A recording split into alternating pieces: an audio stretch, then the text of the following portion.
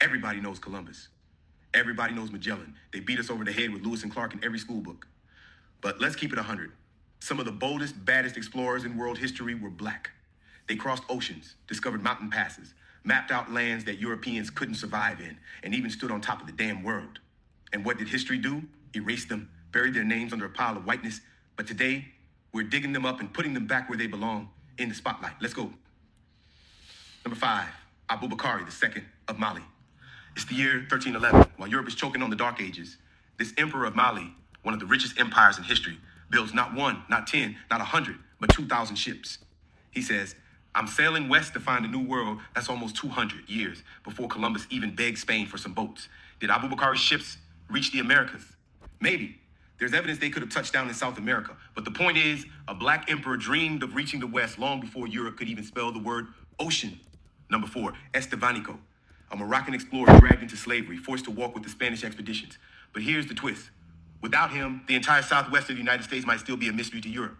He marched through Florida swamps, Texas deserts, Arizona canyons, New Mexico mesas, and where the Europeans dropped like flies, Estevanico thrived. Native nations actually trusted and respected him more than his Spanish captors.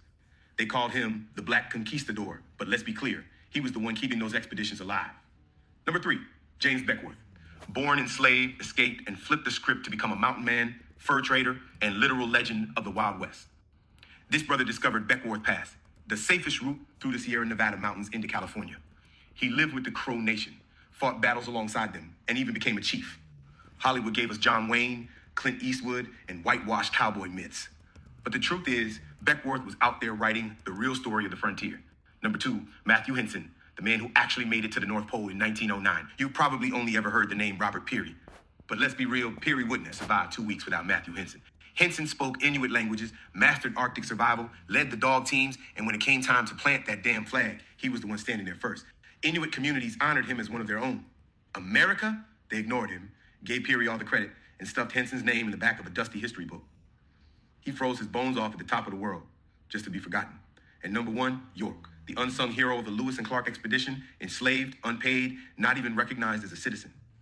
Yet he hunted the food, built the shelters, carried the loads, and negotiated with native tribes. Sometimes his very blackness fascinated tribes enough to secure safe passage for the whole expedition. Lewis and Clark got the glory. York got nothing. But let's be real, without York, the core of Discovery would have been a pile of bones on a riverbank. These men weren't sidekicks. They weren't background characters. They were pioneers who redrew the maps of this planet. Abubakari, Estevanico, Beckwourth, Henson, York. Say their names, share their stories, keep them alive. This is Marcus Farrell Live. Subscribe, follow, and remember, we built this history too.